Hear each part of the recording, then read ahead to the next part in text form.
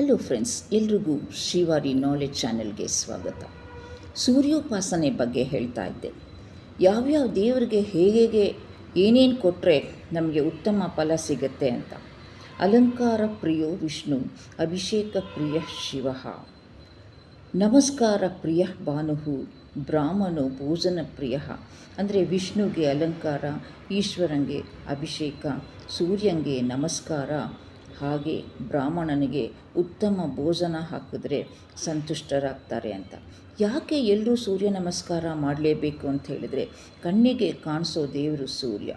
So ಆ ದೇವರಿಲ್ಲ ಈ ದೇವರಿಲ್ಲ ಅಂತ ಹೇಳಬಹುದು, ಆದರೆ ಸೂರ್ಯ ದೇವರು ಇದ್ದೇ ಇರ್ತಾರೆ, ಎಲ್ಲರ ಕಣ್ಣಿಗೂ ಕಾಣಿಸ್ತಾರೆ, ಜಗತ್ತಿಗೆ ಬೆಳಕು ಕೊಡ್ತಾರೆ.